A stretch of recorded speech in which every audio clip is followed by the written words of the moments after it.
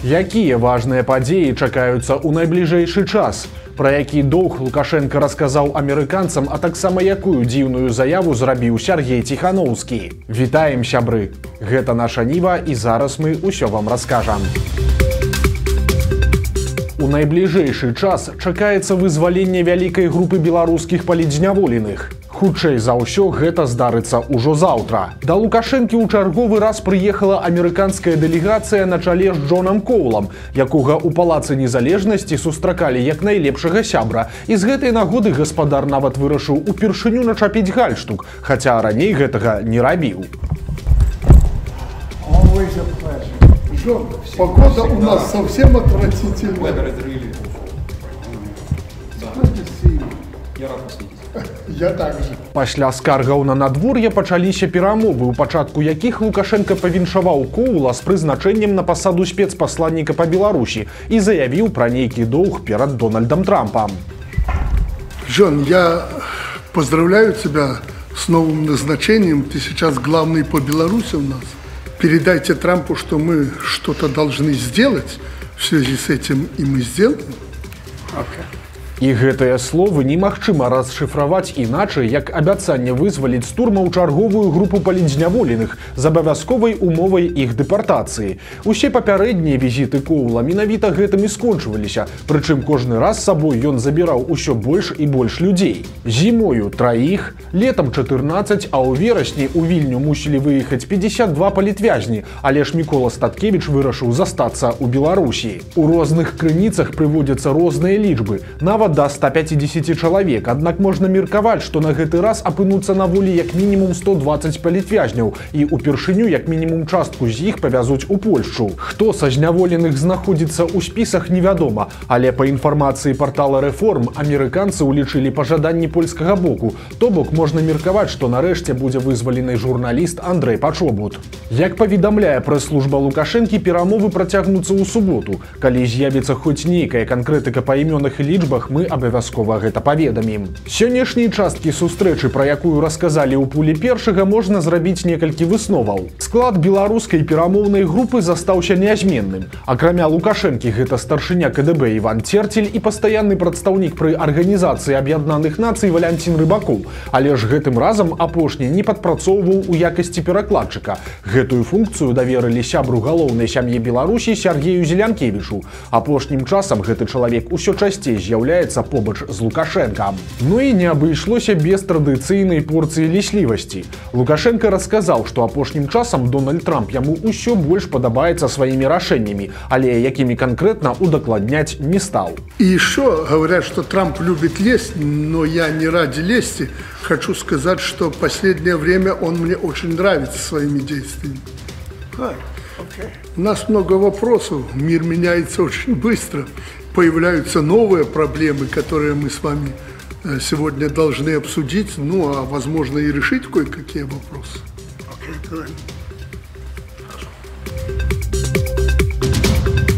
Сергей Тихановский зноў робіць дзіўныя заявы. У тэлеграм-канале «Краіна для жыцця» былы палітвязень адрэагаваў на інфармацыю пра патэнцыйнае вызваленне новай групы палітвязняў. У гэтым кантэксце Тихановский згадаў свой досвед і прыйшоў да нечаканых высноваў. Блогер піша, што пасля таго, як з яго галавы знялі мяшок, ён зразумеў, што яго вывозяць з Беларусі. Ён паабяцаў сабе маўчаць месяц і не выходзіць да прэсы, аднак праз уплыў палітычнага акружэння з'явіўся на публіцы, пра што цяпер вельмі шкадуе. Тихановский заклікаў сяброў тых, каго хутка вызваляць, паклапаціцца аб тым, каб закладнікі адпачнулі ад прэсы і, цытата, рэкламных здымак на яе фоне, а журналістаў папрасіў не спяшацца. Свой пост ён праілюстраваў фота з вызваленым ізраільскім закладнікам, а лукашэнкаўскі рэжым назваў чырвона-зялёным Хамасам. У сітуацыі з палітвязнямі, якія выходзяць на волю пасля працяглай інфармацыйнай блакады, цяжка разабрацца, што правільна, а што не.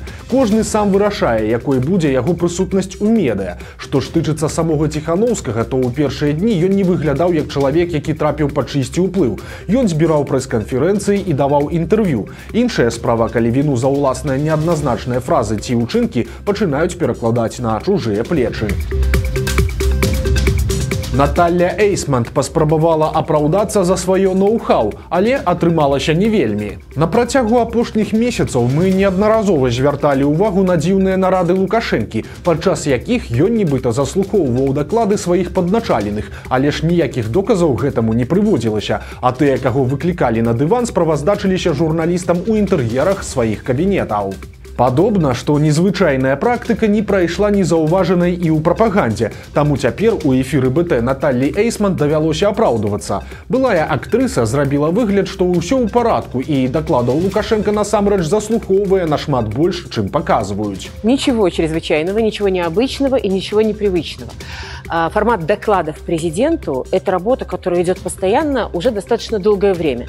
Какие-то доклады мы с вами, и вы в частности, в своих средствах массовой информации освещаете. Какие-то мы даем чисто тематические, но это тоже очень важный процесс для того, чтобы вся страна слышала и понимала, о чем докладывают президенту и что в итоге поручает президент. Вот это самое главное, это цель такой работы. И, естественно, есть доклады, о которых мы не рассказываем широко в средствах массовой информации. Более того, я сразу скажу, что таких докладов у нас гораздо больше, чем те, которые мы медийно освещаем. Больш за тое, па словах Эйсмонт, Лукашенко па вяртанні са свайго турне па Азіі і Афрыцы зусім не адпачываў, а бесперапынна працаваў.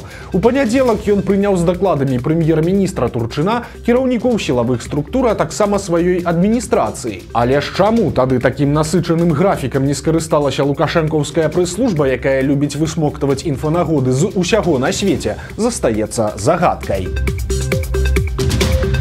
Яшчэ адна трагедыя з удзелам школьніка адбылася ў Гомелі. Раней мы паведамлялі, што ў абласным цэнтры з бацькоўскай зброі застрэліўся вучань 11 класа, а цяпер стала вядома пра яшчэ адну смерць падлетка. Як паведамляе выданне «Штодзень», у раёне Беліца жыццё самагубствам скончыў шасцікласнік. Паводле сведчанняў крыніц, хлопец сутыкнуўся з ціскам з боку адміністрацыі школы. Туды выклікалі бацькоў, і па вяртанні дадому канфлікт працягнуўся. У выніку падлетак забіў сябе проста на вачах сям'і. Па непацверджанай інфармацыі, бацька загінулага школьніка працуе суддзёй. Для Віктора Лукашэнкі з'явіліся добрыя навіны. На алімпійскім саміце Беларусі дазволілі праводзіць міжнародныя спартовыя спаборніцтвы. Хаця змякчэнне санкцый ніяк не тычыцца кіраўніцтва краіны, рашэнне ўжо павітаў старшыня нацыянальнага алімпійскага камітэта Віктор Лукашенка. У сваім звароце ён назваў такі крок прамежкавым на шляху да поўнага зняцця абмежаванняў. Па яго словах, ён істотна палепшыць становішча беларускіх спартсменаў. Аднак дазвол праводзіць турніры ў Беларусі яшчэ не азначае, што ва ўмовах вайны нехта дасць нашай краіне хоць нейкі турнір. А калі раптам такое і адбудзецца, то яго не пачнуць байкатаваць удзельнікі. Таму рашэнне міжнароднага алімпійскага камітэта падобна носіць дэкаратыўны характар, але як мінімум Віктора Лукашэнку яно абрадавала. Вынеслі прысуд па справе гучнага дарожна-транспартнага здарэння, у якім загінулі 4 чалавекі. У канцы чэрвеня на трасе ў мінскі аэрапорт «Мерседес» з п'яным кіроўцам на поўнай хуткасці урэзаўся ў таксі, у якім ехала сям'я з Расіі. У выніку чаго пажылая жанчына, яе дачка і 2 ўнучкі загінулі на месцы. Як высветлілі следчыя, напярэдадні трагедыі абвінавачаны выпіваў і нават ездзіў з сябрамі ў краму за дабаўкай. Пад раніцу маладзёны вырашылі паехаць да знаёмай у Маскву. За рулём кіроўца пастаянна адцягваўся ад кіравання, таму не заўважыў, як яго аўто на вялікай хуткасці дагнала машыну таксі. Алкагольнае ап'яненне не дазволіла яму своечасова адрэагаваць. Суд вынес кіроўцу максімальна магчымае пакаранне – 10 гадоў калоніі агульнага рэжыму. Акрамя таго, яго на 8 гадоў пазбавілі права займацца дзейнасцю, звязанай з кіраваннем транспартнымі сродкамі. Пакуль Лукашенко расказвае, што не збіраецца ваяваць, яго сілавікі працягваюць рыхтавацца да самых страшных сцэнарыяў. На палігоне Брэскі прайшлі спецыяльныя заняткі для следчых і экспертаў, мэтай якіх было навучанне тактыцы і методыцы агляду месцаў здарэння ў баявых умовах. Асаблівую ўвагу надалі працы з выбухова-небяспечнымі прадметамі, правілам іх выяўлення і транспарціроўкі, а таксама асабістай бяспецы на месцы здарэння. У якіх баявых умовах збіраюцца працаваць беларускія сілавікі невядома, таму усе падобныя вучэнні не могуць не выклікаць трывогу. П'яны аршанец пусціў пад адхон цягнік і атрымаў тэрмін. Інцыдэнт адбыўся ў жніўні. Жыхар Оршы ішоў уздоўж рэек і вырашыў перавесці 3 ручныя стрэлачныя пераводы ў нейтральнае палажэнне. У выніку яго дзеянняў з рэек сышлі колавыя пары цеплавоза і першага вагона, а чыгуначная інфраструктура аказалася пашкоджанай. Агульная шкода склала звыш 18 000 беларускіх рублёў. Падчас следства нашчадак аршанскіх партызанаў, які раней працаваў слесарам у лакаматыўным дэпо, прызнаўся, што зрабіў усё спецыяльна, каб праверыць, як чыгуначная брыгада адрэагуе на аварыйную сітуацыю. Суд прызнаў мужчыну вінаватым у наўмысным пашкоджанні чыгункі і прысудзіў яму 2 гады і 7 месяцаў хіміі з накіраваннем. Акрамя таго, яго будуць лічыць ад алкагалізму. Ці памятаеце вы гродзенскага блогера, які патраціў грошы, сабраныя на лячэнне хворага хлопчыка? Дык вось, цяпер яго арыштавалі, але зусім не за махлярства. Раней мы расказвалі гісторыю Міхаіла Драгуна і Яўгеніі Тарасенка з Гродна. Папулярных блогераў абвінавацілі ў тым, што яны ладзілі дабрачынныя розыгрышы, але ж па факце большую частку грошай патрацілі на шыкоўнае жыццё. Парачку крыху патрымалі за кратамі, але ж пасля адпусцілі. Але для Драгуна, які не спыніў публічнай дзейнасці, прыгоды не скончыліся. Яго арыштавалі і завялі супраць яго другую крымінальную справу, прычым па нечаканым артыкуле за паклёп. У сваім інстаграме блогер публічна абвінаваціў сваю былую сяброўку ў тым, што яна нібыта не вярнула яму грошы, а сілавікі заўважылі гэта толькі пасля таго, як улезлі ў тэлефон падлетка. Атрымліваецца, што кагосьці абразіць у Беларусі нашмат больш небяспечна, чым развесці на грошы. Беларускія кіроўцы Яндекса абмяркоўваюць магчымасць забастоўкі. Яны незадаволеныя умовамі працы і пагражаюць не выйсці на лінію ў панядзелак 15 снежня. Нядаўна Яндекс адмяніў даплаты да мінімальных замоў і кароткія паездкі не даюць магчымасці зарабляць таксістам. Кіроўцы абураюцца, што хтосьці на такіх умовах працягвае працаваць і заклікаюць прынцыпова адмаўляцца ад нявыгадных выклікаў. Яны спадзяюцца, што забастоўка прымусіць агрэгатар пайсці на саступкі. У той жа час сярод таксістаў ёсць як скептыкі, так і праціўнікі ініцыятывы. Частка ўпэўненая, што пакуль адны будуць баставаць, іншыя забяруць іх замовы, але ўжо па павышаных каэфіцыентах. Ёсць і тыя, хто заклікае пратэстоўцаў сысці з таксі і ўладкавацца на завод ці грузчыкам. Чыноўнікі прыдумалі новую ідэю, як прымусіць беларусаў купляць айчынныя тавары. На гэты раз улады згадалі пра беларускую мову. Міністэрства гандлю абвясціла пра пачатак акцыі з назвай «Кожная пятніца. Роднае сваё». Ведомства заклікала беларусаў раз на тыдзень купляць мясцовыя прадукты, насіць адзенне і абутак айчыннай вытворчасці, чытаць і размаўляць па-беларуску, а таксама слухаць беларускую музыку. Такім чынам чыноўнікі чакаюць, што гандлёвыя сеткі ў гэты дзень будуць рабіць зніжкі, а простыя беларусы пачнуць публікаваць у сацыяльных сетак фота са спецыяльным хэштэгам. У апошнія гады доля беларускіх тавараў і прадуктаў у агульным аб'ёме продажаў, хаця і застаецца высокай, але ж паступова зніжаецца. У Мінгандлю чакаюць, што іх акцыя паспрыяе пералому гэтай негатыўнай тэндэнцыі.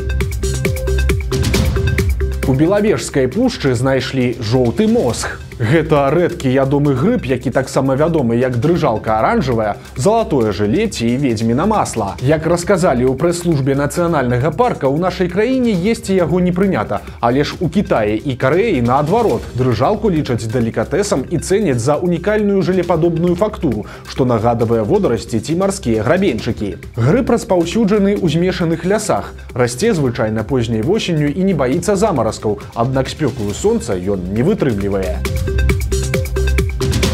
Вось такія навіны пятніцы. Подписывайтеся на канал, ставьте лайки альбо дизлайки и выказывайте заўвагі ў каментарах. И, конечно, читайте нашу Ніву, глядзіце нашу Ніву и любите Беларусь.